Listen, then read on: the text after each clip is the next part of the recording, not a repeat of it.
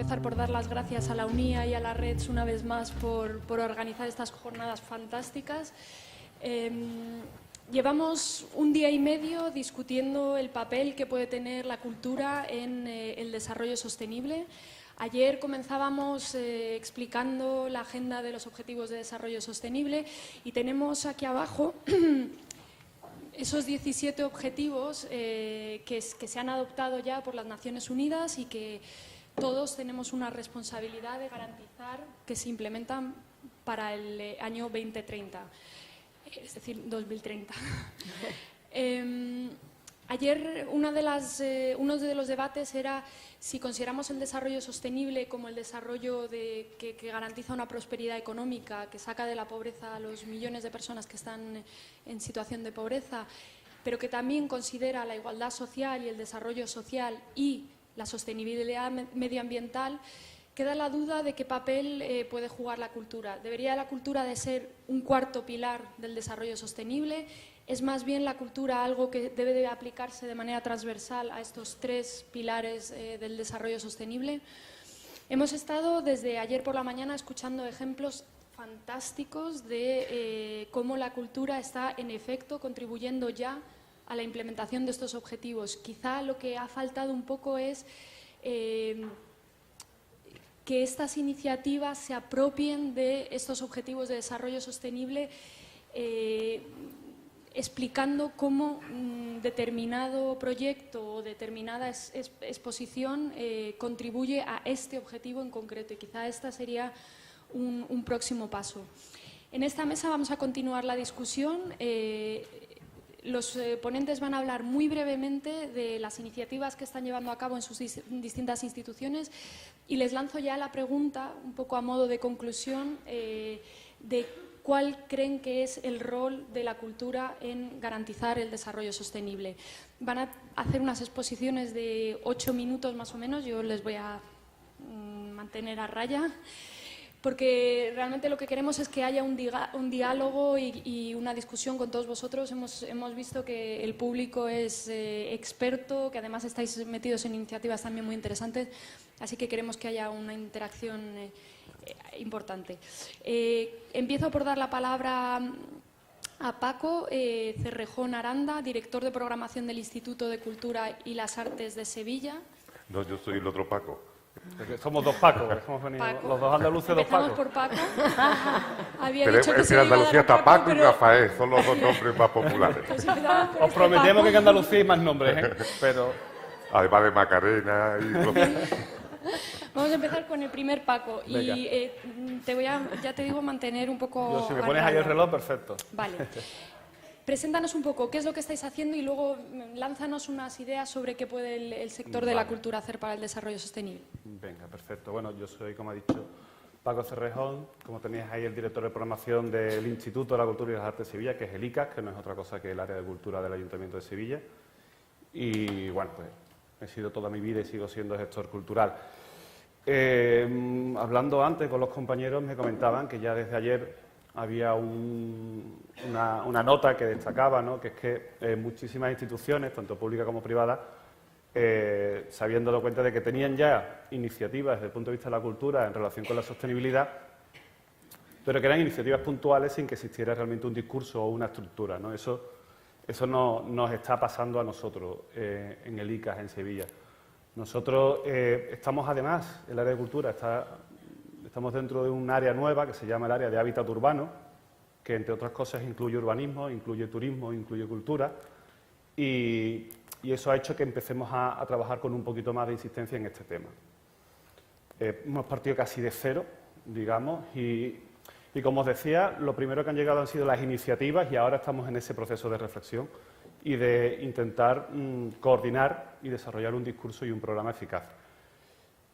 Yo voy a empezar con un punto más crítico porque nos gustaría hacerlo, pero ahora mismo desde un punto de vista municipal, desde un punto de vista de un ayuntamiento y creo que desde cualquier administración pública es sencillamente inviable e imposible, porque, salvo que tengas un especialista en la casa, porque en el caso de ICA no lo tenemos, no podemos contratar a nadie, con la tasa de reposición cero, desgraciadamente.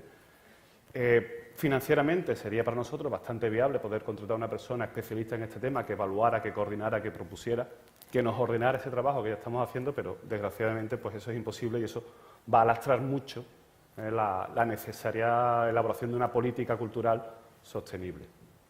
Pero bueno, entrando ya dentro de las actividades, hay una primera actividad que es la que me voy a centrar, que es la que más nos gusta, la que mejor está funcionando y creo que es la más bonita, que se llama Luces de Barrio. Llevamos 2 años haciendo un programa cultural en Navidad que se llama Alumbra, en el que hemos desarrollado una serie de programaciones culturales alternativas a la tradicional, en paralelo, conjugando, conviviendo. Y uno de esos proyectos, como decía, se llama Luces de Barrio, un proyecto que nos presenta un grupo de arquitectos y urbanistas, se llama Nomad Garden, que os recomiendo, si no lo conocéis, que entréis en su página web porque están haciendo un trabajo absolutamente maravilloso. Y en este caso en concreto, el primer año proponen hacer una iluminación alternativa a la navideña y empiezan a trabajar. Otro de los objetivos que tenemos, la descentralización de la cultura, trabajar con los distritos, y ellos lo que nos proponen en un primer momento es trabajar en esos distritos con colectivos que estén funcionando, y esos colectivos vinculados especialmente a espacios verdes, sobre todo parques y jardines y algún huerto urbano. El primer año funciona bastante bien, recibimos premios, incluso algún que otro premio internacional por iniciativa, y detectamos que uno de los espacios donde mejor podíamos desarrollar ese proyecto son precisamente los huertos urbanos, que el equipo ahora mismo del Ayuntamiento de Sevilla está ampliando esa red, la está organizando y la está desarrollando y le está dando infraestructura. Con lo cual, esa segunda edición que hacemos en 2016 ya la hacemos exclusivamente en los huertos urbanos. Porque era un espacio verde, un espacio que empezaba a ser tratado como un espacio sostenible dentro de un proyecto mucho más amplio en el Ayuntamiento, pero que además tenía colectivos ciudadanos que estaban ya trabajando intensamente y eran colectivos con los que se podía trabajar bastante fácilmente. Dentro de esos huertos urbanos también hemos querido hacer especial hincapié en los colegios. Hemos hecho un proyecto puntual con un colegio, además precisamente en un barrio degradado como es la 3000. Eso nos ha permitido ver una cosa, como lo comentábamos también antes, ¿no? Que a la hora de hacer esta ponencia empiezas a rascar y te das cuenta que hay muchas más cosas de las que parece, ¿no? Me voy a permitir que cuente una anécdota personal, pero bueno, mi hija tiene 3 años, va a tener que entrar en el colegio y he visitado un montón de colegios públicos en mi zona. Y afortunadamente todos los colegios públicos ahora mismo en Sevilla, que yo he visitado y me dicen que la gran mayoría tienen huertos ya, ¿no? Con lo cual es algo bastante positivo y es algo que ya estamos planteando para la tercera edición de Luces de Barrio. Este proyecto es un proyecto, como os decía, que inicia Nomad Garden, pero en el que han trabajado más de 100 artistas locales y han pasado por él 1.200 ciudadanos en todos los colectivos que trabajan en esos huertos. Se me olvidó decir que toda la iluminación que se hace en estos huertos tiene un carácter social, también trabajando con las necesidades de esos huertos. Pues os pongo un ejemplo, podéis verlo todo en lucesdebarrio.com, que ahí están todos los proyectos y los vais a ver mucho más fácilmente, pero por ejemplo en el barrio de San Jerónimo, en el huerto, que sufrían muchísimos robos, muchísimo vandalismo, pues se hizo una escenografía lumínica con pequeños paneles solares en torno a los conceptos de compañía, de respeto, de colaboración. Y parece que el feedback que estamos teniendo ahora mismo es que está funcionando y se está concienciando un poco. No es que haya desaparecido el vandalismo, pero bueno, se ha reducido un poquito. En paralelo a este proyecto y reforzando esa idea de sostenibilidad, otro proyecto que nos gustó mucho este año es el mural sonoro, también dentro de Alumbra, del proyecto de Navidad, en el que en un espacio especialmente activo en lo cultural, como es el barrio de la Alameda, pusimos un concierto con instrumentos sostenibles durante 3 días, que nos pareció también que trabajaba un poco en esa línea. Y luego, también dentro de Alumbra es un proyecto nuevo que nos ha permitido ser mucho más innovadores y ser mucho más experimentales. De ahí que hable mucho de ello. Ese proyecto, como decía en Alumbra, había unos mapping que se hacían, ya venía una tradición de varios años haciendo ese mapping, nosotros los hemos reinventado, hemos incluido artistas locales, hemos diversificado el público al que va dirigido con diferentes tipos de mapping, pero otra cosa que hemos hecho con la empresa que lo lleva es reducir al máximo lo que hemos podido el dióxido de carbono. Y nos están presentando ya también la huella de carbono. Ese es un ejemplo concreto de un proyecto que está en práctica, es decir, que ya se está desarrollando, que estamos haciendo y con el que estamos muy, muy contentos porque además nos está permitiendo hacer una cosa que nos gusta mucho, que es experimentar, y nos gusta aún más porque esos experimentos están saliendo bien. Luego, el tema de la sostenibilidad la tenemos también en varios proyectos, en varias actividades que están en proyecto ahora mismo, y hay una que sí nos está también ilusionando mucho. Estamos en años de conmemoración allá por el sur, tenemos ahora mismo Murillo, tenemos también Zorrilla, tenemos el 25 aniversario de la Expo 92, algunos más que se me olvidan, la generación del 27, en fin, estamos muy conmemorativos allí. Pero hay uno que dentro de pocos años, en el 19, comienza, que son los 500 años de la primera vuelta al mundo. Entonces, un trabajo conjunto entre la ciudad de Sanlúcar de Barrameda y Sevilla, usando el río Guadalquivir.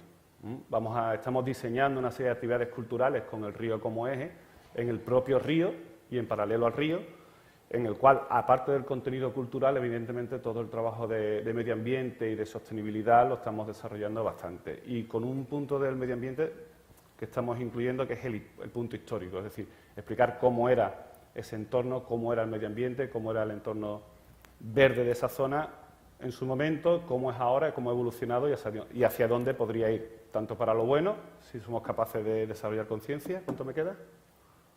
Un minuto. Bueno.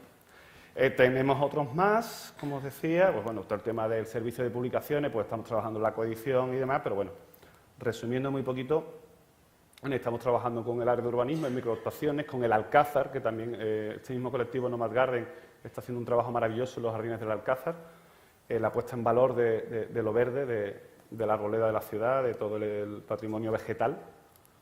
Y bueno, como os decía, la conclusión en el Ayuntamiento de Sevilla, en el área de cultura en concreto, es que estamos dando muchos pasos, algunos en un principio desconexos entre sí, estamos ya empezando a conectarlos, estamos empezando a elaborar un discurso, pero también con una limitación, como os decía al principio, importante, que a mí personalmente es lo que más me preocupa, porque creemos que hay muy buenas ideas, vemos el camino muy claro, pero sí es cierto que necesitamos un empuje de más especialistas, porque los que estamos ahora mismo somos, evidentemente, gestores culturales. Y no te respondí a lo del rol de la cultura.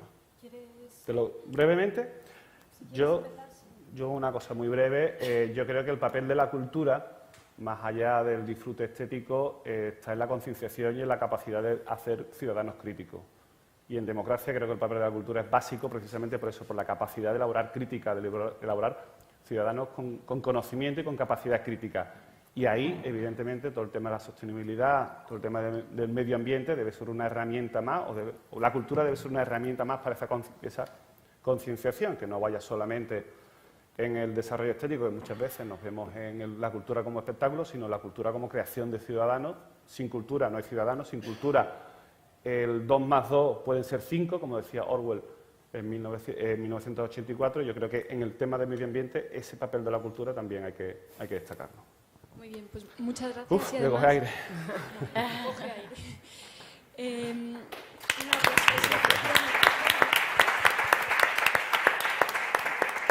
Muchas gracias y además... sí, es para ti.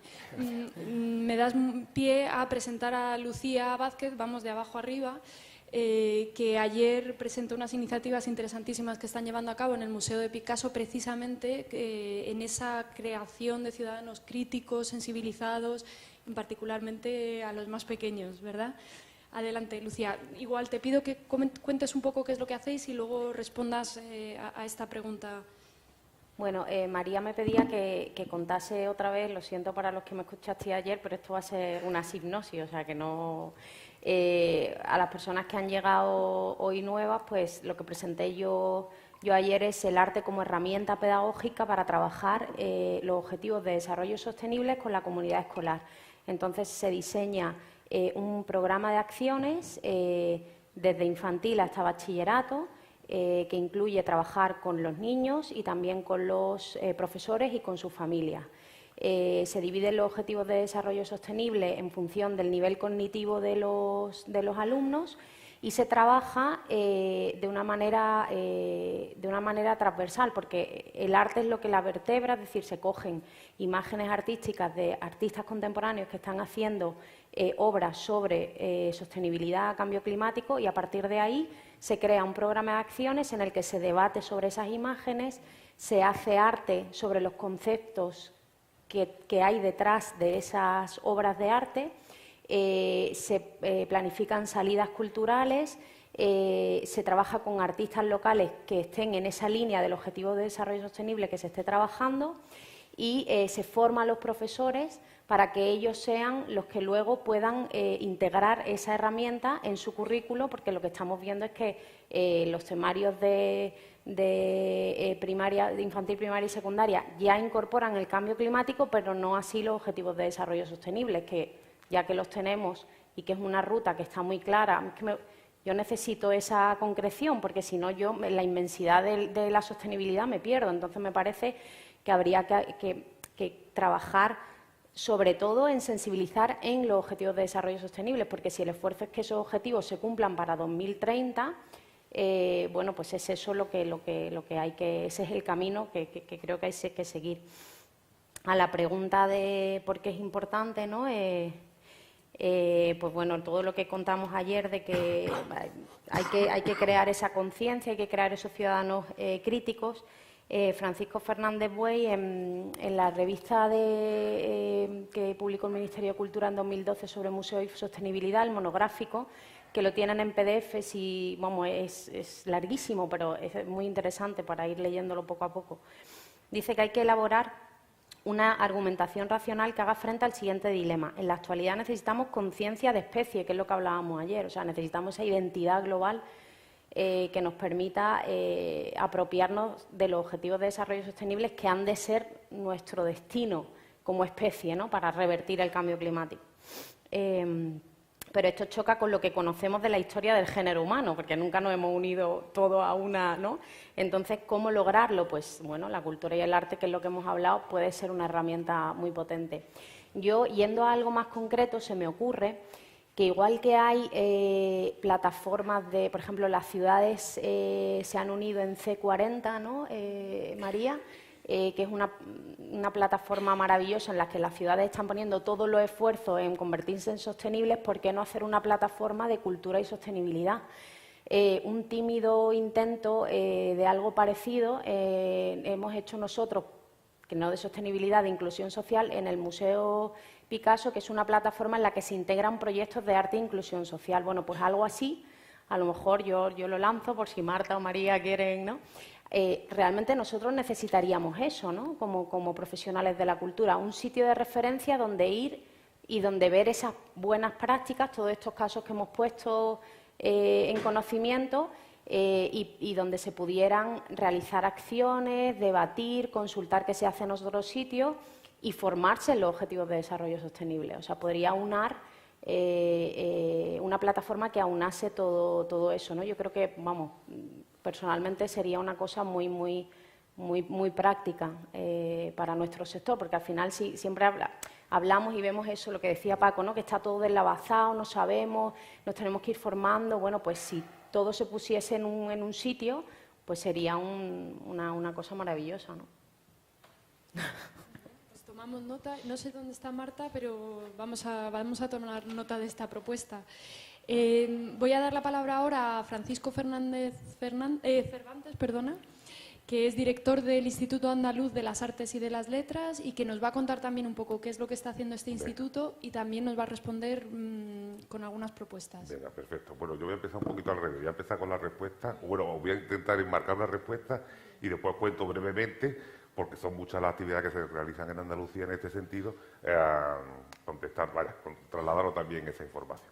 Por un lado, primero, gracias a Redes y a la UNIA por invitarnos a la Consejería de Cultura a participar en esta interesantísima jornada, que es un paso más en demostrar que la cultura y la sostenibilidad están unidas y están condenadas a entenderse y a compartir y a hacer un matrimonio de futuro. Yo vengo aquí representando a la comunidad autónoma, que es del sangue administrativo que tenemos todos los ciudadanos, pues es la última loncha que se suma a esta pirámide administrativa, ¿no?, desde la mundial, la europea, la estatal, la autonómica y la local. Entonces nosotros tenemos 35 años de autonomía, que parece mucho tiempo, pero que no es tanto tiempo, pero me paro solamente en ver cómo estos tres términos de desarrollo, sostenibilidad y cultura empezaron muy separados y cómo 35 años después se están encontrando. Por eso que es el mensaje positivo de que estamos por el camino, creo yo. Primero, sostenibilidad, siempre estaba encardinado dentro de la Consejería del Medio Ambiente o otros nombres que han tenido durante estos 35 años, y estaba solamente enfocado a lo que es la protección de bosques o la protección de una sostenibilidad en la región autónoma, y solamente también se interlocutaba y hablaba con agrupaciones de agricultores o personas que relacionadas con el medio ambiente o con los municipios. Es decir, que la sostenibilidad iba por un lado. El desarrollo pues estaba enfocado especialmente en los años 90 al desarrollo local, al desarrollo territorial, para evitar el éxodo masivo de las ciudades y de los pueblos del interior de Andalucía a las grandes ciudades o a las costas. El desarrollo era solamente enfocado a lo local, aunque también estaba enfocado a la cooperación internacional, pero no marcaba el territorio como un espacio de desarrollo, es decir, el territorio de la comunidad autónoma nuestra, que es muy grande, que es casi un país. Y después la cultura empieza también hace 35 años, pues creando las primeras instituciones, la identidad propia de Andalucía como enfoque cultural, y después pasa a ser el derecho, pues, como un derecho inalienable para todos los ciudadanos y visitantes, un servicio público. Después pasa en los años 90, 90 y tanto, a transformar a la cultura, a economizar un poco la cultura con las industrias culturales y cómo ponerle cifras y euros a todas las actividades culturales que se hacen, porque la economía era lo que primaba en aquellos 90, y ahora con este gobierno actual que solo 2 años, que yo creo que ese relevo generacional también en la presidencia de la Junta, pues también se nota, crea la Consejería de Cultura como consejería separada, con un mandato muy expreso de transversalidad real, es decir, que la cultura entre en todos los departamentos de la Junta de Andalucía, y también que sea el cuarto pilar. En este caso se habla en Andalucía del estado del bienestar, pero ¿por qué no? El estado del bienestar también puede ser la sostenibilidad, ¿no? ¿Por qué no llamarlo?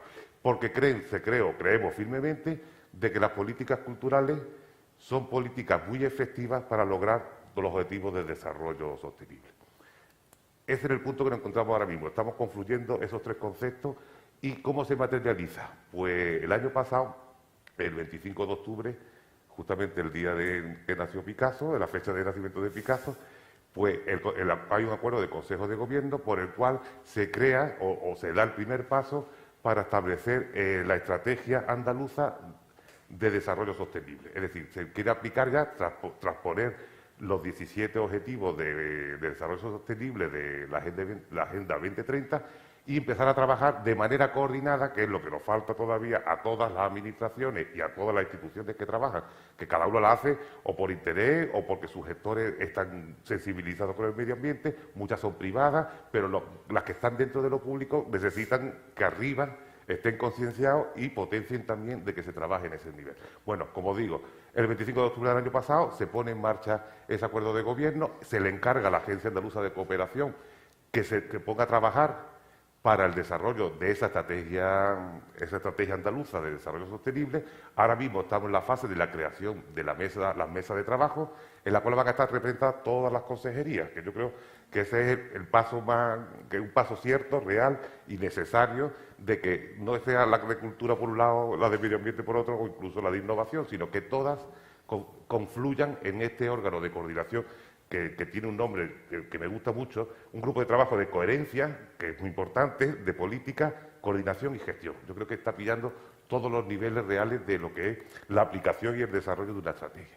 Por lo cual nos encontramos ahora mismo en un momento dulce, en un momento muy interesante, y yo creo, no sé si otras autonomías están ya también en este nivel de avance, pero la Junta de Andalucía ha tomado como una prioridad la aplicación de estos objetivos de desarrollo sostenible. Como digo, porque coincidiendo con lo que dice Paco, lo que dice Lucía, pues nosotros las políticas culturales pues generan sociedades más cultas, sociedades más responsables, porque la responsabilidad, después le podemos poner el apellido que queramos, pero la responsabilidad, medioambiental, cívica, lo que queramos, pero estamos creando unos ciudadanos críticos, unos ciudadanos educados y que de verdad son conscientes de lo que le pasa a su alrededor. Creemos que las políticas activas culturales pueden perfectamente alinearse y trabajar en esto. ¿Qué estamos haciendo nosotros hasta la fecha? Yo voy muy rápido, yo no sé cuántos minutos consumí. ¿Qué estamos haciendo ahora mismo? Por ejemplo, con carácter horizontal, pues todos los pliegos técnicos de las obras que se concursan desde la Consejería de Cultura, pues cada vez tiene un mayor peso las certificaciones medioambientales, el uso de materiales también certificados o de materiales medioambientales, con biodegradables. Por otro lado, también todas las iluminaciones que se nos piden constantemente, especialmente desde las entidades locales, de los principales monumentos que la Junta de Andalucía tiene en las distintas ciudades, se están haciendo a través de iluminaciones de bajo consumo, es decir, de que sean también responsables con el medio ambiente. También tomamos la decisión hace 2 años de reducir el 80% de las producciones de los catálogos y de las publicaciones en papel, lo cual es verdad que nos ha traído muchas dificultades con algunos, pero las de arte no, excepto las de arte, pero todas las demás están todas accesibles en formato electrónico, evitando también el consumo de papel. También la participación de la mujer en todas las comisiones de cualquier tipo que tengamos dentro de la consejería es paritaria sí o sí, es decir, que siempre tiene que llegarse al 60-40 como mínimo. Y después ya a título así de listado, ¿no? Pues, por ejemplo, en el sector de las letras, ¿qué hacemos nosotros? Pues tenemos, por ejemplo, las bibliotecas interculturales. Todo municipio que tenga un 3% de población inmigrante tiene un fondo específico de libros dedicados a esa cultura, con lo cual pues también favorece que en la biblioteca se encuentren los lectores de uno y otro lado, o los clubes de lectura. Andalucía tiene casi 800 bibliotecas, que es una red, una malla interesantísima en toda Andalucía, en donde hay 460 clubes de lectura.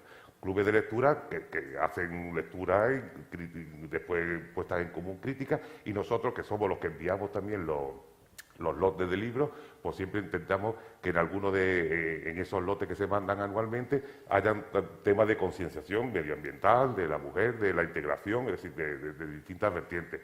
En el tema de audiovisual, pues por ejemplo, tenemos por un lado el Festival de Cines del Sur, que se desarrolla en Granada todos los años, que es una visión del cine no comercial, del cine del sur, del cine de los países en desarrollo, de África, es decir, de mostrar en Andalucía también que hay otro cine, que es muy social, que es un cine muy reivindicativo, que no se conoce, que hay otras visiones también del cine, no solo Indiana Jones o 50 sombras de Grey, con todo el respeto, ¿no? También en audiovisuales tenemos un programa que se llama Aulas de Cine, que han integrado 240 y algo colegios y centros educativos de Andalucía, en la cual se le ofrece también vía streaming un grupo de películas y documentales que el 60% son de temas geopolíticos o medioambientales, de manera que con el material también que se le dan a ellos didáctico puedan en las clases dedicarse a la discusión, a la puesta en común y a formarse, a amueblar la cabeza, ¿no? Que es lo que un poco que nos falta a mucha gente. Después también en patrimonio, por ejemplo, toda la red de yacimientos arqueológicos que tenemos en Andalucía, que son más de 25, algunos están en núcleos urbanos, pero otros se encuentran una villa romana en medio del campo o un enterramiento un enterramiento prehistórico que también está en una zona poco accesible. Todos esos espacios se acondicionan para que la visita y la noche se utilizan paneles solares, materiales reciclables, y para que tenga el menor impacto. Aquí me quedo un minuto. Después, por ejemplo, también con las artes plásticas, como dicen los museos, con todas las actividades educativas, el Centro Andaluz de la Fotografía, que se radica en Almería, tiene o como objetivo también parte de su trabajo, dar una nueva visión del Mediterráneo, no el Mediterráneo idílico que tenemos todavía, o de ese mar Pacífico. Ese mar ya no es un mar Pacífico, es un mar de conflictos, es un mar de problemas, de movimientos migratorios. Y a través de exposiciones, como comentabais en la mesa anterior, es verdad que cuando se ven estas cosas y estas exposiciones que itineran tanto por Andalucía como fuera de ella, pues nos hacen también un poco plantearnos de que el mundo en el que vivimos no es tan, o bueno, podría ser un poco mejor, ¿no? Después también, por ejemplo, a través del flamenco, que hemos desarrollado varios programas con el norte de África, a través de cómo el andalusí y el flamenco se parecen, encontrar ese punto de unión para formar a gestores culturales para esa zona de África. Vaya, un sinfín de actividades, una ristra, como diríamos allí, pero que realmente pero que esas actividades, algunas se han iniciado ahora, otras llevan un tiempo funcionando, pero que necesitan, como insisto, de esa coherencia y coordinación. Y ese trabajo colectivo de instituciones, administraciones. La administración aquí tiene que jugar un papel y muy importante. Entonces yo creo que tenemos que sentarnos todas las administraciones, porque si no, el 2030 llega y falta poco. Sí, no, me parece que además es un punto esencial, ¿no? Creo que el Gobierno español está en vías de desarrollar la estrategia de implementación de los objetivos y la verdad es que no lo había pensado antes de estas jornadas, pero efectivamente será muy interesante ver cuál es el rol de la cultura en esta estrategia y cómo se van a coordinar los distintos sectores a nivel no solo autonómico, sino también nacional. Voy a dar ya paso a la siguiente ponente, Laura Pando, que viene de Julie's Bicycle.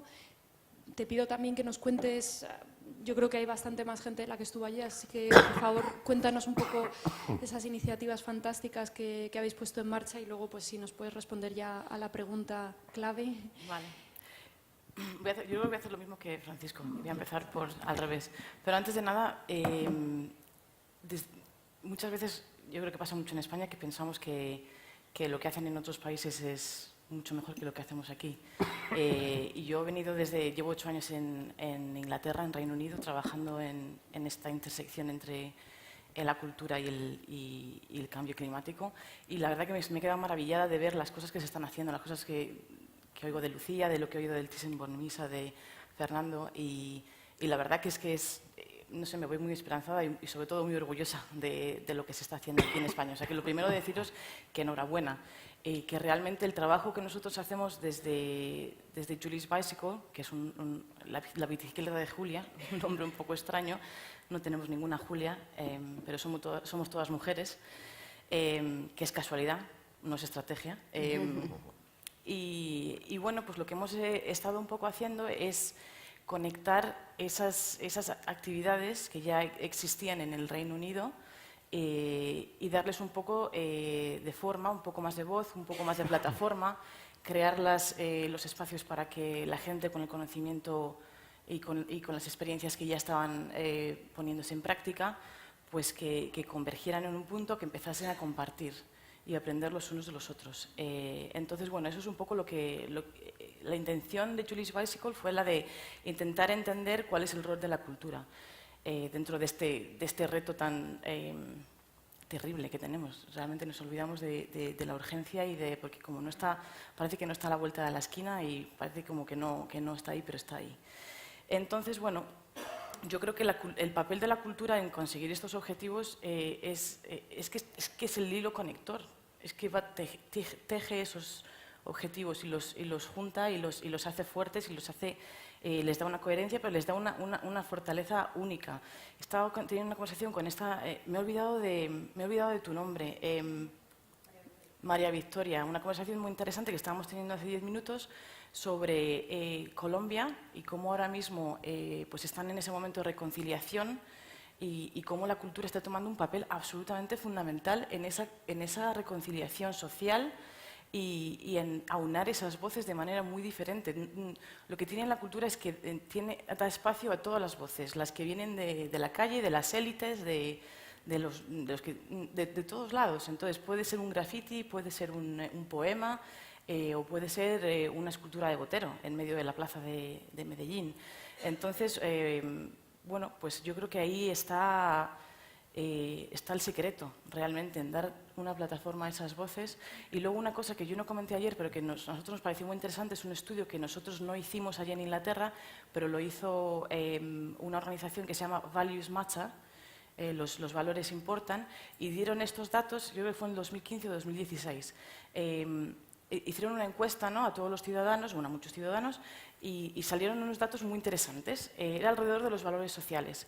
Y decía, ¿con qué valores te identificas tú? ¿Con valores que tienen que ver con cosas un poco más egoístas, ¿no?, como el dinero, el estatus social, etcétera, etcétera, o con los que son un poco más de compasión? Aquellos que son pues de ayudar, de solidaridad, de justicia, de igualdad. Y el 80% de las personas se identificaban con esos valores de compasión, ¿no? Pero la mayoría de ellos consideraban que otras personas tenían valores más egoístas. Qué cosa tan curiosa, ¿no? Que la mayoría de ellos pensaban que sí que tenían esos valores de compasión, pero que pensaban que el resto no. Y luego también se les hizo una pregunta de las instituciones en general, pues organizaciones comerciales o culturales, tal, de qué valores esperaban ellos o percibían de esas organizaciones, ¿no? Y era el sector cultural de los que ellos esperaban, como ciudadanos, que representaran esos valores, que trajeran esos valores a la sociedad y a los ciudadanos. Entonces, realmente nos traen la pelota a nuestro tejado. O sea, nosotros sabemos desde el sector cultural cuál es nuestra labor, o creemos que lo sabemos, pero es que nos lo están recordando. Esto fue hecho en Inglaterra, pero yo me imagino que los valores son trasladables a España, y España realmente es un país muy solidario. O sea, que yo entiendo que seguramente se pueda trasladar. Entonces, ahí está, yo creo que realmente el verdadero papel de la cultura, obviamente aplicado en el tema del reto contra el cambio climático, pero también incluyendo y tejiendo todos estos objetivos.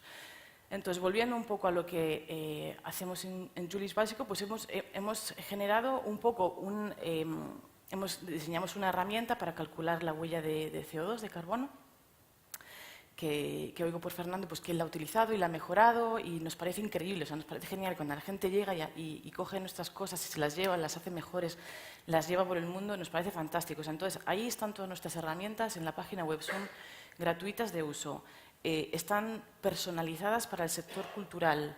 Si tienes un teatro, pues lo hay un poco más para en plan de edificios. Si lo que tienes es un festival al aire libre, también está un poco personalizado a los impactos ambientales que tiene ese tipo de espectáculo, ¿no? Y bueno, pues tenemos esa calculadora ahí que lo que nos ha dado es un poco de conocimiento, darle un poco de forma a lo que viene siendo el impacto ambiental, y a partir de ahí, de ese conocimiento, pues poner un poco, indicar un plan de acción, ¿no? Nosotros el plan de acción no es que lo hayamos decidido nosotros desde Julis Básico diciendo, ahora lo que hay que hacer es esto, no. Nosotros hemos ido allá afuera y hemos preguntado a la gente, ¿qué estáis haciendo? Pues mira, estamos haciendo esto, hemos puesto luces LED, hemos aislado las tuberías. O sea, todo esto suena como cosas... ¿Qué tiene que ver esto con la cultura? No, tiene que ver en ser responsables desde dentro, entender lo que estamos haciendo, hacer lo posible porque esos impactos sean lo más mínimo posible, y lo que hemos entendido es que cuando la gente hacía esto, se generaba un apetito que iba mucho más allá de los impactos ambientales en el sentido de medirlos y reducirlos, sino que se entendía que se integraba en la cultura, en el tejido de la organización, que los empleados se sentían orgullosos de trabajar en esa organización, que las organizaciones usaban eso como excusa para crear colaboraciones con otras organizaciones dentro del sector o fuera del sector. Y es esa inspiración y esa generosidad la que está generando un efecto que es imparable ahora mismo, y lo ves en Inglaterra, es súper imparable. Y tenemos ejemplos que mencionaba uno ayer, por ejemplo, en Manchester, que se juntaron varias organizaciones de la ciudad, teatros, museos, y bueno, se juntaron a decir, bueno, ¿cómo hacemos este tema? ¿Qué has estado haciendo tú? ¿Qué has estado haciendo tú? Entonces, pusieron objetivos comunes de reducción, pues, compartieron prácticas, compartieron casos prácticos, qué ha funcionado, qué no ha funcionado, venga, pues esto lo evitamos, no vamos a repetir esos errores, y bueno, pues han conseguido una reducción increíble del consumo eléctrico, obviamente también de la huella medioambiental, pero también obviamente de dinero, que se reinvierte en el arte, que es lo más bonito de todo esto. Y luego lo que ha pasado es una cosa muy interesante, y es que el ayuntamiento se ha dado cuenta de lo que está pasando, se ha dado cuenta de que los ciudadanos, a través de esa conversación que se ha generado en estos espacios públicos, se han concienciado. Y resulta que es que ahora el ayuntamiento quiere saber qué conversación han tenido estas instituciones culturales. Y ahora han hecho una colaboración que va, pues, a un tema un poco más político, a cómo convertimos estas experiencias en una especie como de hoja de ruta para esta ciudad convertirse en una ciudad sin huella de carbono. Y se han puesto como objetivo para el 2050 que van a ser cero carbón como ciudad. Qué cosa más maravillosa, inspirada desde el sector cultural.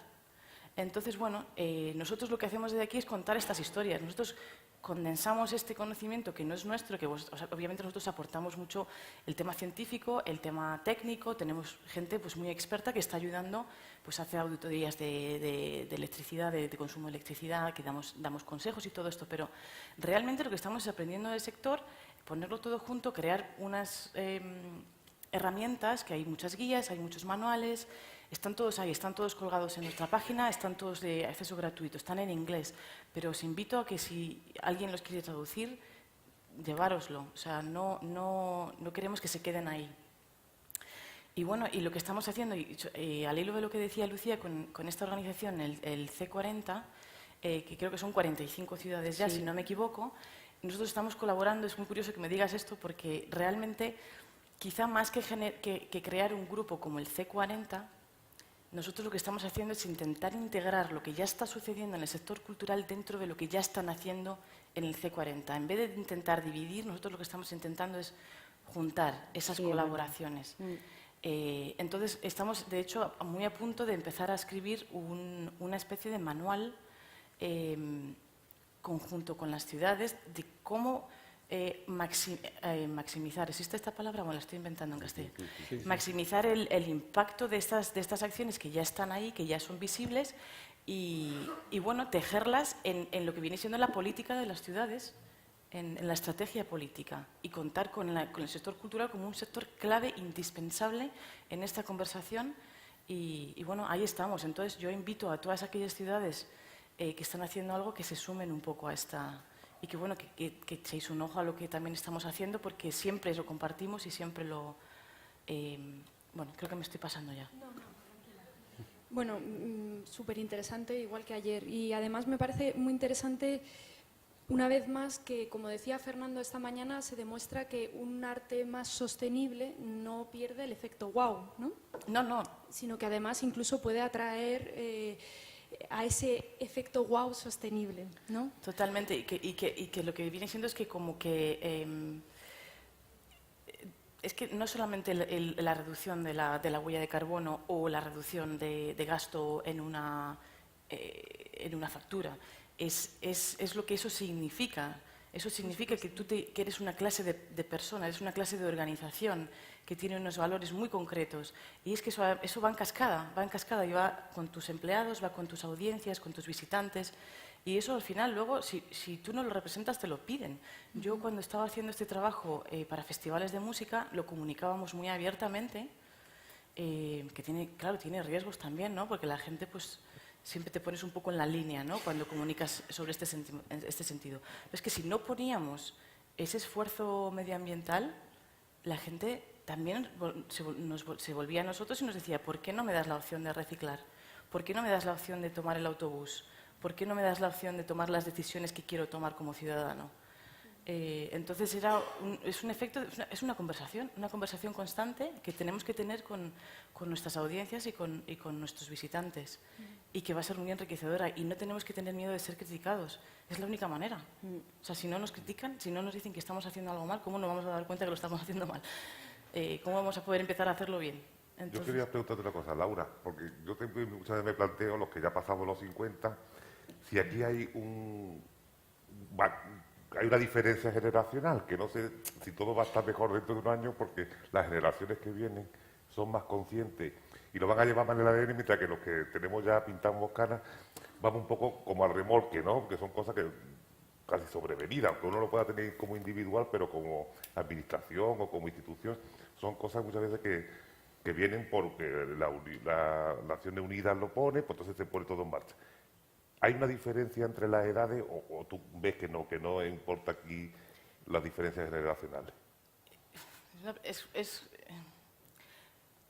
Vamos a ver, la experiencia que yo tengo, por ejemplo, de Inglaterra, y me sigo refiriendo a Inglaterra, perdóname, porque llevo 8 años allí, toda mi experiencia en este campo la he adquirido allí, entonces me sigo refiriendo allí. Creo que España es un ejemplo muy concreto, ¿vale? Pero la experiencia de allí es que la gente más madura es casi más responsable que la gente más joven. Yo creo que hay un punto de falta de empatía a veces cuando somos adolescentes, y creo que es algo biológico, yo no soy bióloga, pero creo que ahí, lo contábamos ayer, que cuando eres un adolescente, pues sí, tienes la mente muy abierta, pero también hay unos puntos ahí que quizá hay una falta de empatía. Nosotros, por ejemplo, en festivales donde demográficamente teníamos una audiencia de unos 16 a 20 años, el tema medioambiental era muy difícil. Era una conversación muy difícil de tener, la gente no le importaba mucho aquello de reciclar, dejan las tiendas de campaña, o sea, hay 90.000 personas en un festival y cuando se van del festival quedan 60.000 tiendas de campaña. Se ha ido todo el mundo y eso parece el apocalipsis. O sea, vamos a ver, yo no digo que esos chavales realmente, o chavalos y chavalas, que no les importe el medio ambiente, pero se entra en un... Hay una cosa tribal en los festivales, por ejemplo, pues que cuando eres un chaval de 16 años, pues te dejas llevar, ¿no?, por ese tema, que cuando a lo mejor tienes 50, pues realmente tú haces lo que tú sabes que está bien, tú tienes tu ya mente formada y tus ideas y tus valores, entonces tú sabes que llevarte tu tienda de campaña es lo correcto, que tú no vas al medio del campo y lo dejas ahí todo empantanado. Entonces, bueno, yo creo que no es tanto a lo mejor no creo que la edad tenga que ser excusa, quizá, no sé. Bueno, me gustaría abrir la conversación al público porque hay mucha gente con mucho interés. Hay una pregunta allí y me parece... Bueno, vamos a empezar por allí, sí.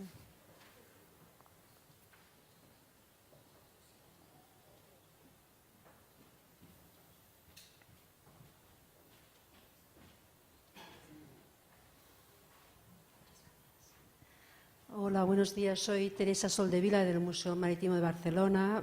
Primero felicitar estas jornadas realmente muy completas, ayer dedicadas sobre todo a explicar proyectos culturales donde se demuestra cómo la cultura puede incidir, ¿no?, en la lucha contra el cambio climático y el respeto del medio ambiente. Y hoy esta parte primera de la mañana en la cual se ve desde el punto de vista interno de organización cómo puedes también ser respetuoso, ¿no? Y con experiencias, me ha gustado la del arquitecto, que es realmente un bicho raro, porque encontrar un arquitecto o un diseñador que tenga en cuenta, primero de todo, que el edificio, que la exposición, que el diseño sea para todas las personas del diseño universal, o bien que tenga respeto al medio ambiente, es misión imposible, ¿no? Y entonces, no es verdad. Entonces, mi pregunta de ahora es... A ver, todos estos acontecimientos o proyectos culturales que habéis explicado aquí o los que se explicaron ayer, ¿tienen en cuenta ellos mismos ser consecuentes y no utilizar plástico, no emitir residuos, reutilizar? O sea, hay una parte de proyecto que se hace con un público, pero luego, por ejemplo, ¿no?, es importante en el folleto o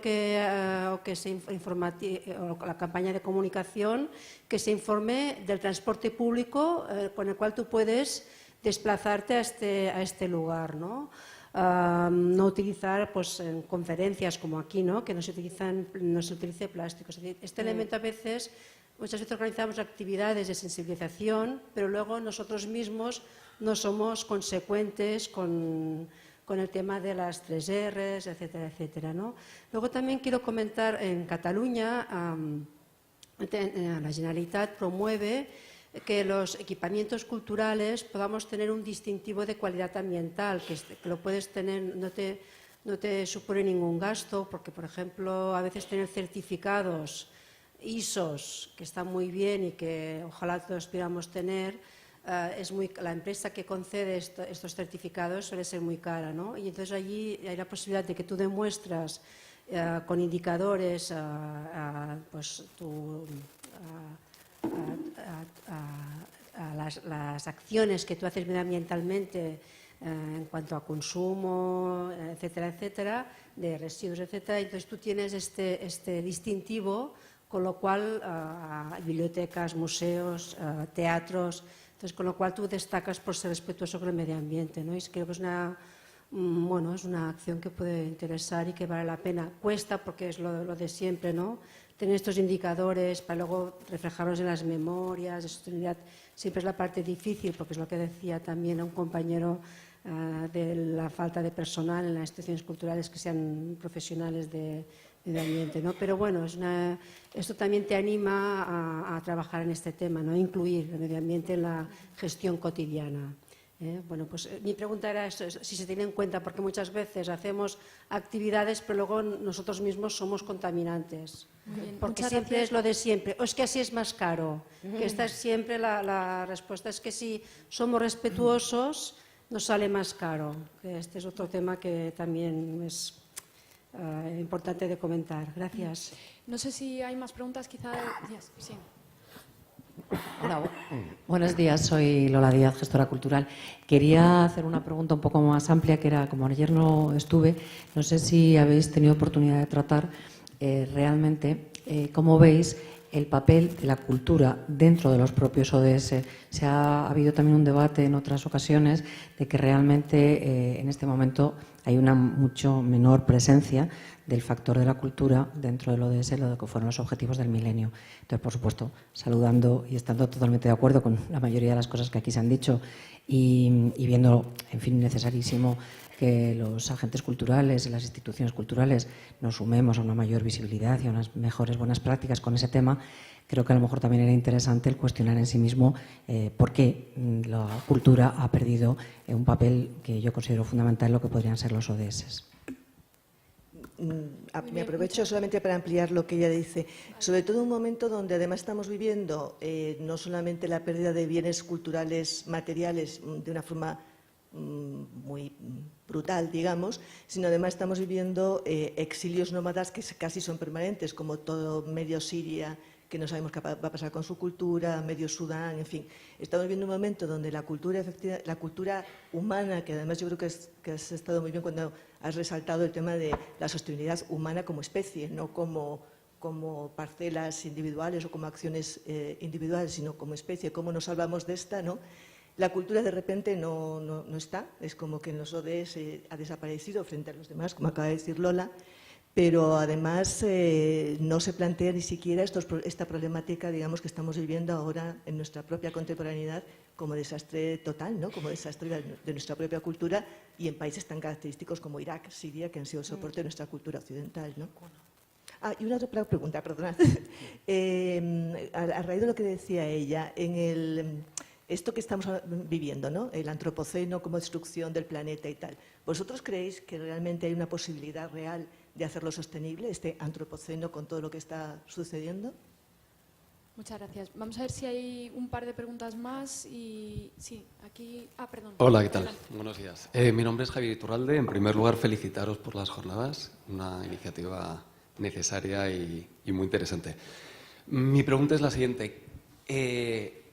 Las instituciones que habéis incorporado a las ODS en vuestra práctica, ¿hay alguna forma o tenéis algún impacto que hayáis medido en términos de audiencias, financiación privada, corporativa?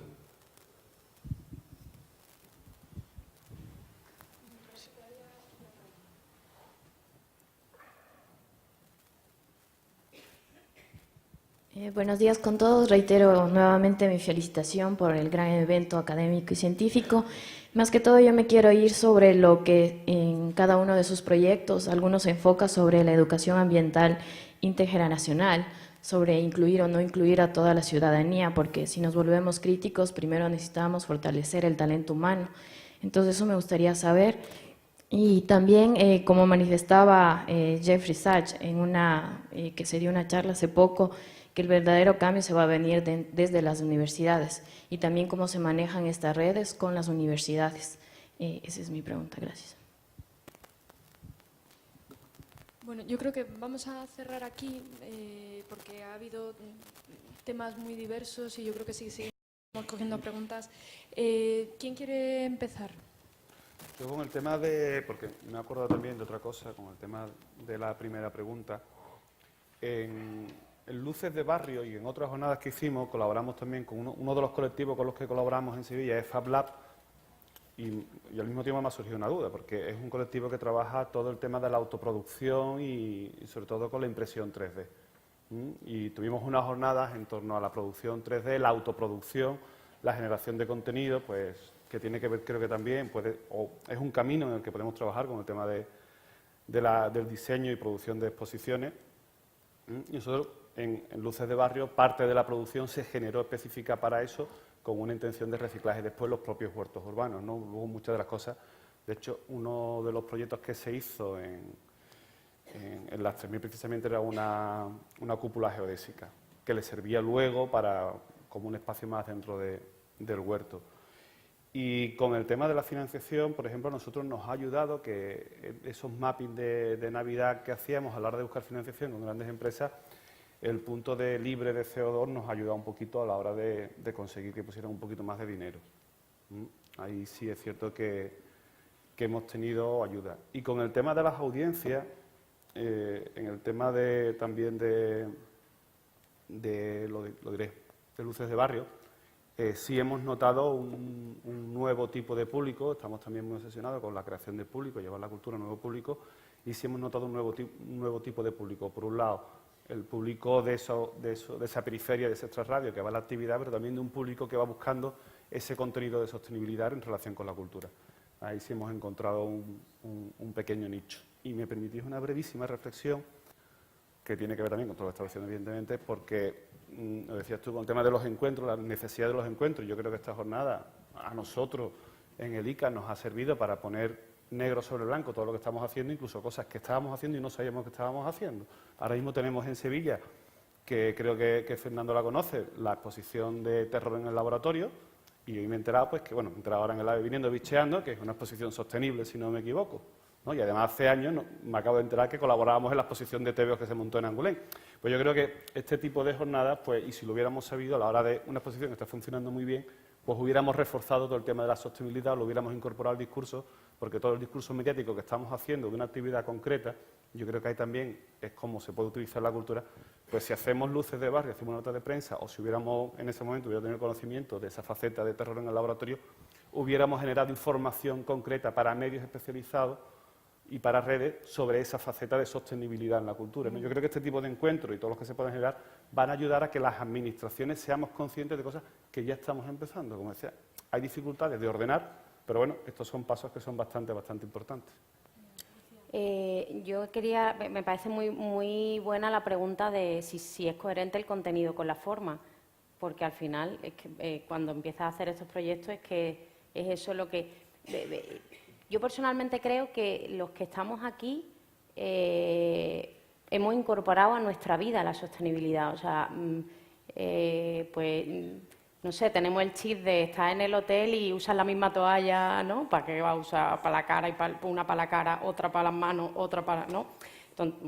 Entonces, como eso lo tenemos incorporado a nuestro día a día, intentamos que nuestro modelo de vida personal sea más sostenible.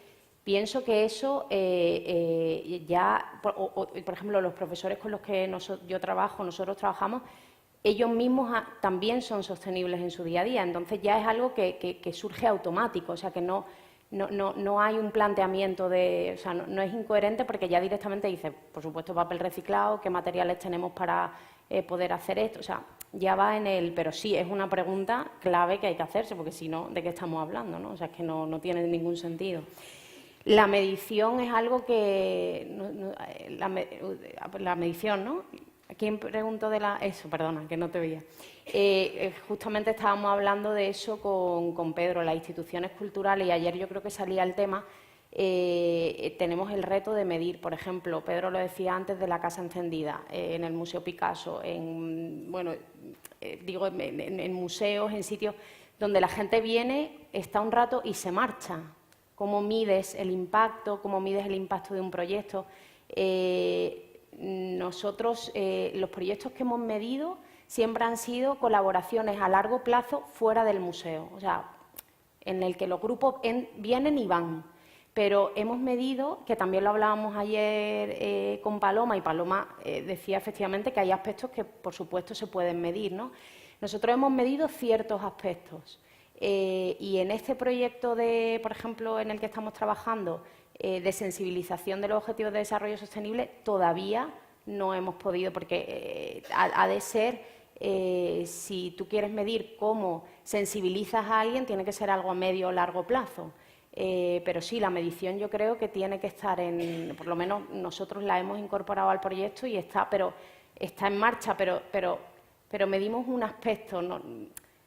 Lo decíamos ayer, ¿cómo mides el arte? Como para mí, el reto de la evaluación siempre es una asignatura pendiente, porque considero que hacen falta más herramientas cualitativas para medir. Es complicado. Yo cuando estuve trabajando en Estados Unidos, que allí miden todo, pues tenían los focus groups, ¿sabes?, de gente que iba. Claro, eso es que eso primero cuesta un montón de dinero, es complejo el reto de la evaluación, pero desde luego sí, hay aspectos que hay que medir, sobre todo para saber si lo estás haciendo bien o no. Y yo por mi parte nada más. ¿Queréis responder? Bueno, en lo de incorporar esos valores, a mí me ha cambiado la vida. O sea, trabajar en este tema me ha transformado y me sigue transformando.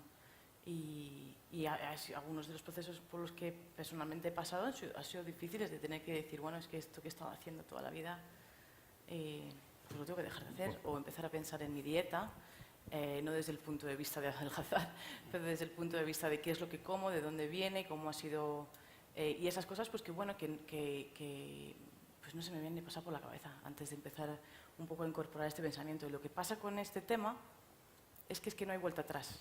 O sea, una vez que has abierto los ojos, no hay manera de cerrarlos.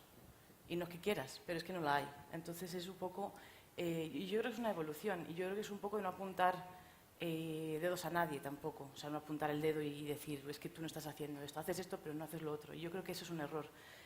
Cada uno tiene sus tiempos y sus procesos de transformación, y bueno, yo creo que las instituciones y las organizaciones son un reflejo de esto. Hay organizaciones que están preparadas para gastarse un dinero en ciertas cosas, en ciertas intervenciones medioambientales o para proteger el medio ambiente, porque para ellos es importante. Cuando hablamos de es que no tengo presupuesto para esto, eso quiere decir, básicamente la traducción es esto no me importa tanto como esto. ¿Vale? Entonces, yo creo que cuando hablamos de temas de seguridad en el trabajo, alguien no dice no me voy a gastar dinero en un arnés porque no tengo presupuesto. Eso, estás diciendo que no te importa que el tío se caiga y se escalabre, o la tía. ¿Vale? Entonces, esto es lo mismo. Pues es que no es que tienes presupuesto, pero ¿dónde están tus principios y tus valores y tus intereses y tus objetivos? Entonces, yo creo que es un poco eso. El tema del dinero siempre es... No es que no tengas dinero, es que prefieres gastártelo en otro sitio. Y bueno, en el tema de medir, sí, yo totalmente de acuerdo que hay que medir ciertos impactos de las acciones. Yo me refería más al tema de la justificación del papel del arte dentro de la sociedad, de si realmente cambia los comportamientos o no. Yo creo que debemos darlo por sentados como la educación. La educación cambia a las personas, creo que las cambia. Y el arte cambia y la cultura cambia a las personas. Pero, por supuesto, yo estoy totalmente de acuerdo, y además, de hecho, nosotros lo que hacemos, recogemos datos y medimos cosas y medimos impresiones y opiniones y todo este tema. O sea que sí, yo apoyo totalmente ese punto. Yo rápidamente, lo del distintivo me ha encantado y eso me lo voy a llevar puesto ahora y lo voy a investigar, como tú me dices ahora, dónde buscarlo, que me parece un tema muy interesante.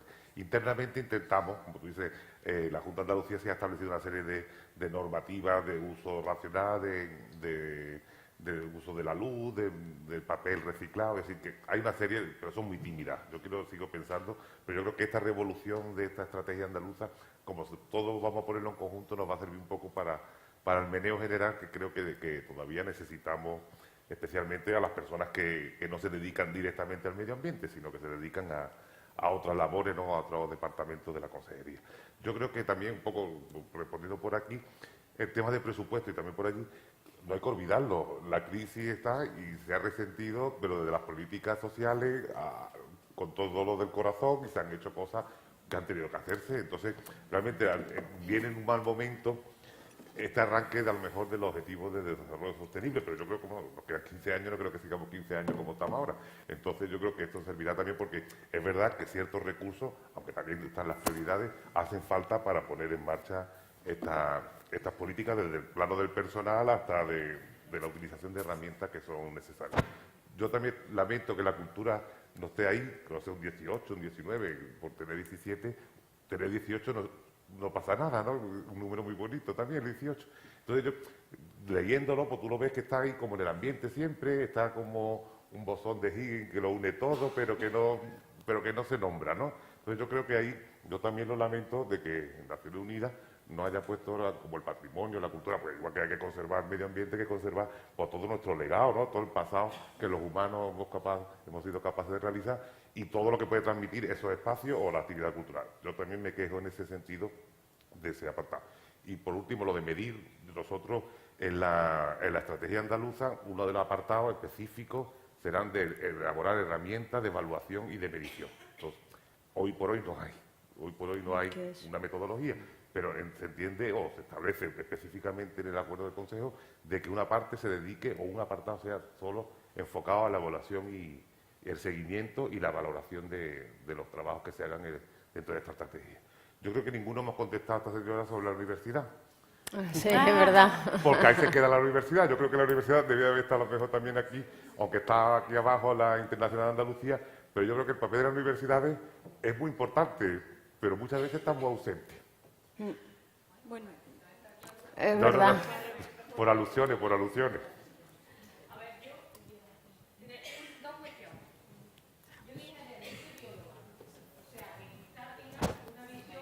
María Victoria, ¿sí?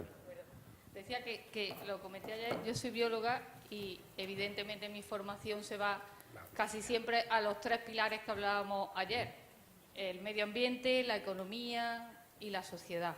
Y con eso comparto mucho, pues, seguro me entiende, no sé dónde está Ricardo, pero debe estar por ahí. Pero yo quiero lanzar una cuestión. Tenemos un concepto y algo que no se nos puede olvidar, y es que el hombre necesita alimentar el alma. Y con eso quiero decir que la única especie animal que dedica tiempo y sin mirar el coste a la cultura, al arte, al teatro, a los museos, es la especie humana. Entonces, por mucho que queramos medir todo, por mucho que queramos ser absolutamente cero impacto, el cero impacto no existe en ninguna especie. Y creo que, evidentemente, dentro de lo que podamos, tenemos que hacerlo lo menos impactante posible, pero tampoco podemos sacrificar toda nuestra ética y nuestra sensibilidad. O sea, que yo creo que, evidentemente, la cultura tiene que trabajarse en ese sentido, pero no se nos puede olvidar nunca nuestro último concepto, que es alimentar el alma. Y en eso incluyo todo el patrimonio cultural que hoy nos ocupa en España y en todos los países. Hacer hoy la mezquita sería una auténtica barbaridad. Digo la mezquita porque procedo de Córdoba, pero podría poner muchos ejemplos. Hoy no se nos ocurriría hacer una mezquita, pero ahí la tenemos, una mezquita catedral. El dinero que eso costó y el impacto es gordísimo. Es gordísimo, pero no lo vamos a tirar por eso.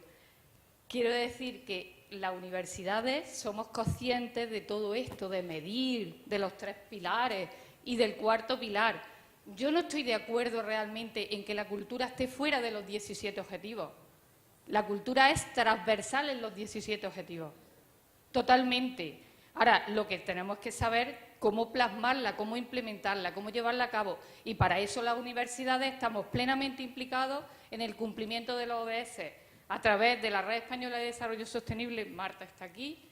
Las universidades fuimos las primeras que nos unimos a la Red Española de Desarrollo Sostenible para precisamente luchar por la implementación. Primero, el conocimiento de los ODS, porque el problema es que la sociedad ahora mismo no conoce los ODS, no sabe ni lo que es. Pasamos por los objetivos del desarrollo del milenio casi sin enterarnos. Vamos a corregir muchas luces y sombras que tuvimos en los OBM y vamos a intentar corregirlo ahora. Pero que la cultura sí está ahí, pero la obligación es de la sociedad. Nosotros somos los que tenemos que darle visibilidad a la cultura en los 17 ODS. Bueno, eso es lo que yo quería. Dale. Creo que has lanzado muchísimas preguntas que estaban en el aire. ¿Cómo puede el sector de la cultura apropiarse de estos objetivos, aunque no esté explícitamente en ningún objetivo o en ninguna de las metas, aunque sí que está reflejada en algunos de...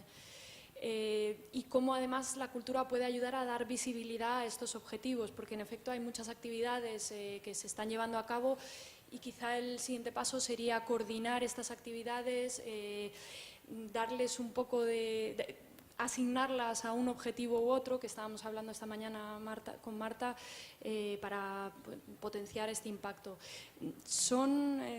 Es la 1:25, 10 minutos. Queda tiempo para un par de preguntas más si las hay. Yo creo, María, que también hay que aprovechar las redes que tiene la cultura. La cultura es neurológica, está en todos lados, hay una biblioteca en un pueblo chiquitito, entonces esas redes hay que aprovecharlas también para trasladar todos estos principios y la inspiración de todo eso. Yo creo que esa parte también, si lo pusiéramos, bueno, pero el año pasado, en 2 años, los monumentos gestionados por la Junta de Andalucía, por la Consejería de Cultura, han sido 12 millones de personas las que han pasado. Pues 12 millones de personas que si tenemos capacidad de mandarle algún mensaje, que después se complementa cuando visitan el Alcázar en Sevilla y se complementa cuando hacen el Museo Picasso, todo eso va generando un pozo que al final va a ser interesante, ¿no? Yo creo que la cultura no somos conscientes de la red que tenemos creada tan importante entre instituciones públicas, privadas y colectivos, claro.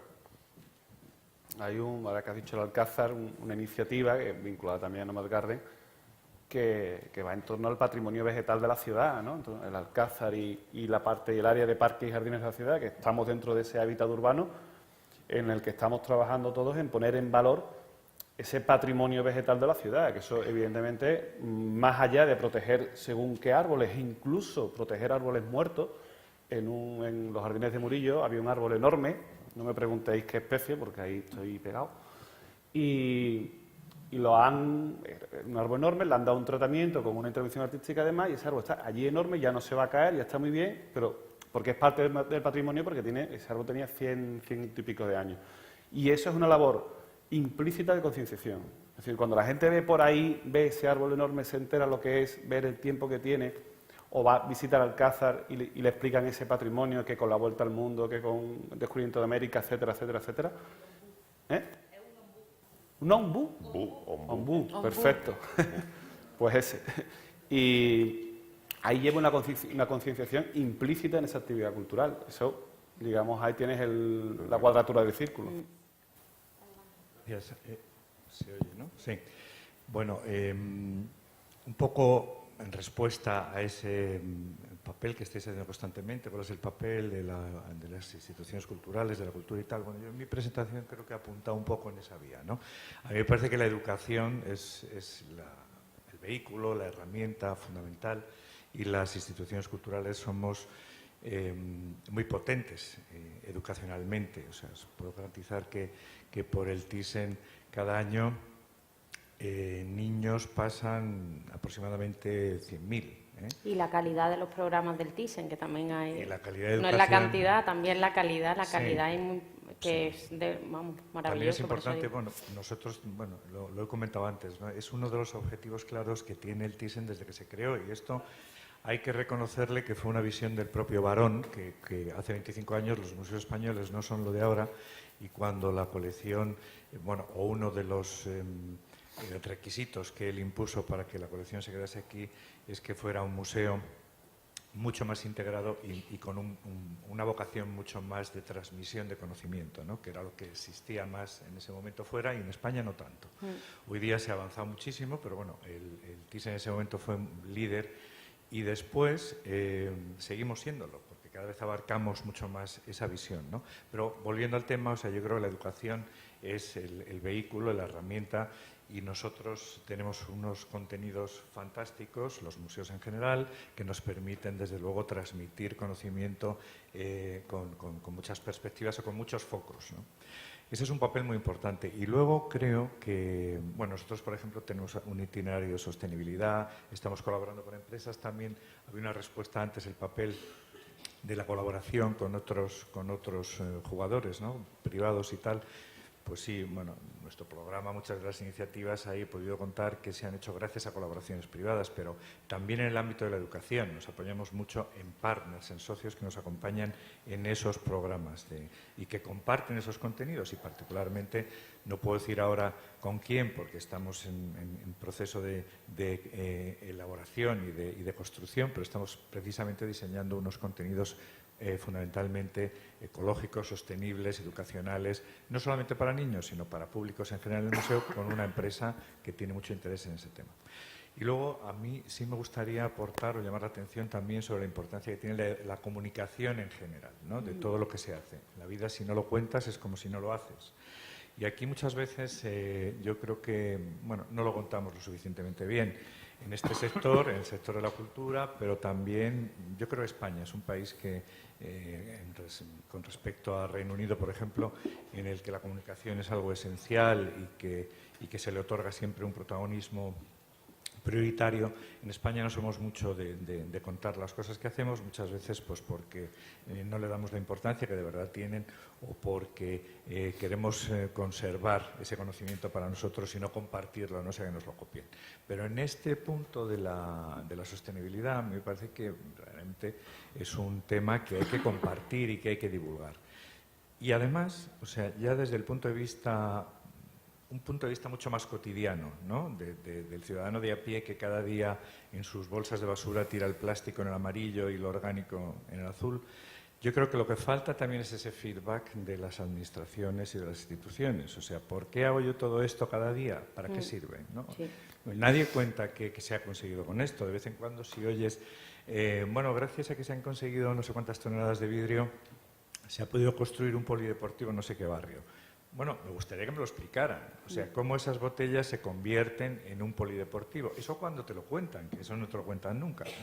Pero ese día a día, yo creo que sería mucho más estimulante si te dan datos sobre el resultado de ese proyecto en el que tú te has involucrado y que como decía Laura antes, implica cambios en tu cambios de conducta, ¿no? Y de prácticas habituales en tu vida cotidiana, ¿no? Entonces, al menos que te digan para qué está sirviendo, a dónde va eso, qué se consigue con eso. Yo creo que, aparte de darle mucho más sentido y mejorar tu convicción de que quieres participar en esas iniciativas, pues, hombre, estimula mucho más, ¿no? Cuando sabes por qué estás haciendo algo, yo creo que te sientes mucho más animado a seguir haciéndolo.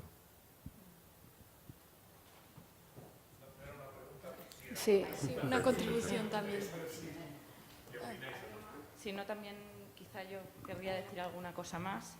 En relación con lo que comentabas de que si no se comunica parece que no se hace, ¿no? Entonces, durante las jornadas quizá también no sé si he tenido que salir en la primera parte de vuestra mesa, quizás lo habéis convencionado ya, pero es que yo he echado en falta que todas las acciones que se han presentado aquí se enmarcasen dentro de los objetivos de desarrollo sostenible. Entonces, como lo primero es darlos a conocer y luego hacer y comunicar lo que se está haciendo, yo creo que estaría muy bien.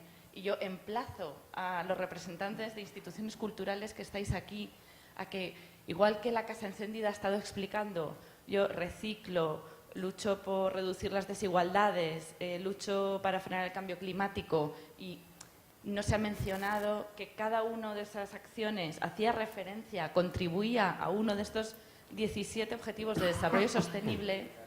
Sí, yo creo que algunas instituciones, que por ejemplo ayer lo explicó el British Council, sí que ha hecho ese ejercicio de ver ellos internamente cómo contribuyen a cada uno de los 17 objetivos y cómo contribuyen también a esos objetivos con su acción exterior.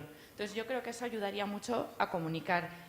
Y esta agenda, estos colorines, tienen muchísima fuerza comunicativa. Eso por un lado. Por otro lado, comentaros que desde la Red Española para el Desarrollo Sostenible estamos involucrados en muchos diálogos a nivel local, regional y nacional en España. A nivel nacional estamos en un grupo del Ministerio para trabajar en cómo va a implementar España los 17 Objetivos de Desarrollo Sostenible. Y vamos a participar el próximo 18 de abril en la AECID en una jornada sobre cultura y desarrollo.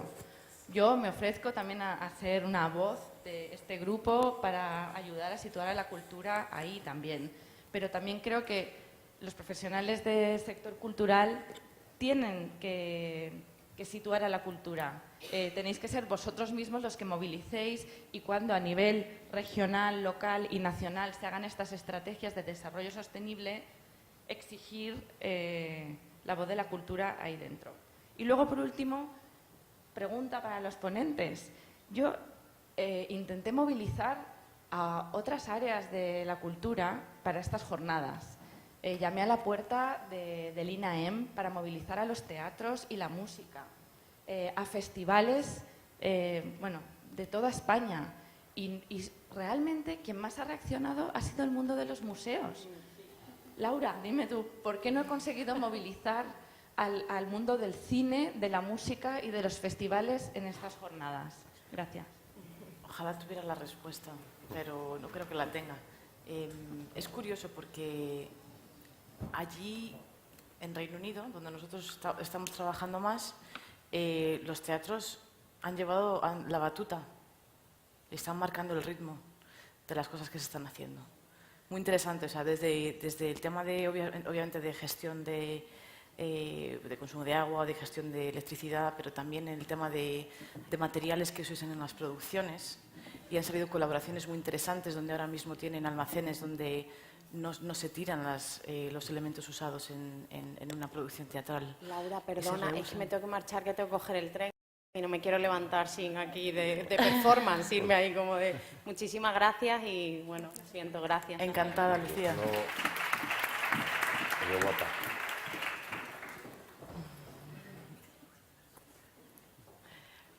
Pero, o sea, que es curioso, no sé muy bien por qué, no sabría decirte. Quizás a veces es encontrar a alguien que lo esté haciendo ya, pero es difícil porque si no se comunica, como sabes que lo está haciendo, y tomar a esa persona un poco, ponerla un poco en el foco público y hacerlo un poco como referencia. Entonces luego tienes ese efecto de atracción, ¿no? De decir, bueno, pues si este teatro está haciendo esto, no, ¿sabes? Es una especie como que todos nos sentimos un poco inspirados, ¿no? Pero no sabría decirte muy bien por qué. El cine también está haciendo cosas muy importantes allí, a través de BAFTA, que supongo que es un poco el equivalente a los Goya. Entonces, bueno, pues a lo mejor es un poco también llevar a la gente, a lo mejor, que está dirigiendo o está detrás de los premios Goya, y ellos lo están haciendo de manera unificada. De hecho, han creado una herramienta específica para medir los impactos de la producción cinematográfica. Y así, en general, el sector de la música es muy duro, porque hay muchos, o sea, es mucho más comercial, quizás está menos subvencionado, por lo menos allí en el Reino Unido. Yo creo que aquí en España es distinto, porque yo creo que hay más subvenciones públicas a la música y a los festivales aquí de los que hay. Bueno, yo por la experiencia que he tenido, yo sé que, por ejemplo, el Festival de Benicàssim está fuertemente financiado, o por lo menos lo estaba hace 2 o 3 años en las últimas conversaciones. Los grandes sí. Claro, entonces ahí, bueno, pues yo creo que también a través de las instituciones quizá que dan esas financiaciones deberían tirar un poco de esos hilos y, bueno, pues decirles, bueno, sí, te doy este dinero, pero tienes que hacer esto y esto. Y no ponerle una pistola en la cabeza al festival, ¿no? Porque obviamente, pero ponerle un plazo, ¿no? Decirle, darle, pues de aquí a 5 años, si tenemos este pacto de que vas a usar este espacio, pues bueno, pues por lo menos dime cómo vas a cuidar de él, ¿no?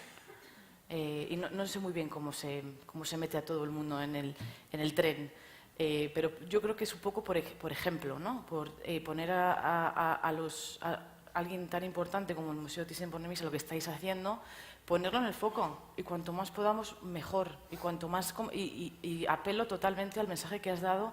Creo que es súper importante. Creo que hay muchísima competitividad en muchísimas cosas, en quién trae la mejor exposición, en quién hace la mejor obra de teatro, y mucho secretismo y mucho hermetismo, pero creo que en este tema en concreto la generosidad debe primar, y vamos, totalmente, o sea, le has dado justo en el clavo. Y creo que es esa generosidad de salir adelante y esa valentía de decir, mira, yo estoy haciendo esto, no quiere decir que sea perfecto, no quiere decir que tú lo estés haciendo muy mal, simplemente yo estoy haciendo esto, ¿qué estás haciendo tú? Cuéntanos. Entonces les metes un poco en la conversación, no sé si contestar. Yo tengo una respuesta que tiene que ver con la precariedad del sector cultural en este país. O sea, yo ahora mismo tengo la suerte de ser el director de programación de una administración pública, como es un ayuntamiento tan potente como el de Sevilla, pero yo soy autónomo durante toda mi vida profesional, sector cultural y autónomo. Es muy difícil cuando tú estás haciendo una actividad cultural plantearte muchas cosas. Tienes que dejar de plantearte muchísimas cosas que te interesan, ¿no?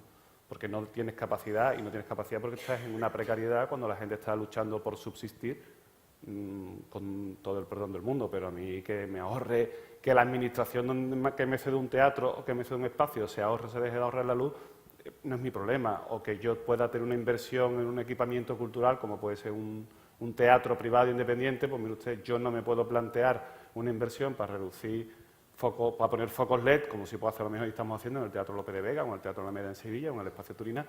Yo no me lo puedo permitir porque yo no sé si voy a llegar al final de temporada, porque me están reduciendo las ayudas a la programación, o porque me han subido el alquiler por culpa de la gentrificación, y como yo me vaya al extrarradio, entonces ya es cuando no me viene nadie. Sí, hay un problema de precariedad en el sector cultural en este país general que afecta mucho. Entonces, y lo que tú dices de los ejemplos, sí, pero cuidado. Es decir, porque evidentemente el ejemplo del Thyssen es un ejemplo magnífico, pero claro, si tú te vas a un pequeño museo de un pueblo, dices, sí, pero es que yo no tengo capacidad por lo mismo. Es decir, yo no tengo esa financiación, ni tengo capacidad de acceder a ese pequeño mecenazgo que hay en este país, que se centra en los grandes focos culturales, en el gran boom, en esa cultura del espectáculo. No quiero decir que el Thyssen vaya por ahí, no me refiero, pero que donde está ese gran foco, claro, tiene una facilidad. Creo que hay que utilizarlo de ejemplo, evidentemente, pero que no hay que olvidar, y ahí es un papel de las administraciones, y ahí las administraciones tenemos que estar por ayudar a ese sector que, bueno, que hay mucho sector, por ejemplo, que no, en el sector cultural que no se trabaja, por ejemplo, el público infantil por lo mismo, ¿no? Y es un público básico, es decir, cuando tú no tienes capacidad de atender a todas tus necesidades básicas, digamos, dentro de la gestión cultural, nuevas necesidades o necesidades paralelas es muchísimo más difícil todavía. Muy brevemente, simplemente por dejarle una nota quizá un poquito más positiva, porque nosotros sí que me he puesto yo muy negativo. No que sea negativo, es súper relevante lo que estás diciendo, y de hecho simplemente por arrojar un poquito la positividad de que yo entiendo que a veces es difícil cuando tú estás pasándolo mal y que no tienes el dinero para hacer las producciones que quieres hacer y que sabes que van a ser exitosas y que van a tener una respuesta en la sociedad, pero realmente muchas veces estas iniciativas te ahorran dinero, y ese dinero vuelve al arte. Ese dinero vuelve a la cultura. Y te digo, podemos hablar si quieres de esto luego, pero hemos visto muchísimos casos de instituciones que han invertido un poquito, lo han pasado mal un año o dos, lo han pasado mal, y luego han visto cómo se han cortado esas facturas, y es que es dinero que va directamente al bolsillo. Pero hablamos de... Este es un punto quizá para concluir, porque no vamos a resolver evidentemente la precariedad. Ojalá. Sí. Pero voy a lanzar una idea. ¿Por qué no pensar en los ODS también como una oportunidad para el sector de la cultura para posicionarse como un sector clave que puede ayudar, en este caso a un gobierno nacional, también regionales, a implementar esta agenda tan complicada que tanto les abruma, y hacerlo de una manera muy vistosa además, porque creo que todas las iniciativas que hemos visto son tremendamente atractivas y que pueden presentarse a nivel internacional en todos aquellos foros en los que España va a tener que explicar cómo está implementando estos objetivos. Quizá los ODS puedan también ser una oportunidad para el sector de la cultura, si os apropiáis de ellos, para posicionaros como un sector tremendamente relevante, innovador, creativo, y que tiene que tener una posición clave. Totalmente de acuerdo. Esperemos que sea así, que la próxima vez que nos veamos, que voy a hacer un anuncio ahora mismo sobre este tema, la próxima vez que nos veamos, pues el sector de la cultura se vea de una manera un poco más positiva a nivel estatal. Voy a concluir esta jornada. Por supuesto, muchas gracias, Marta, por tu liderazgo, por tu pasión y por habernos atraído a todos aquí. Gracias a la red y a la UNIA por vuestro apoyo logístico. Marta es el líder espiritual. Gracias a todos los ponentes y a todos los participantes por venir, y concluyo con un anuncio, y es que la Universidad de Valencia va a acoger la segunda edición de las Jornadas de Sostenibilidad e instituciones culturales en el primer trimestre del 2018. Así que de aquí a entonces tenemos un año para hacer mucho trabajo, para comunicarlo muy bien, y para ser posible también coordinarnos a través de las redes, quizá, y creo que todos conocéis a Marta, a través de Marta. Muchas gracias de nuevo y hasta pronto.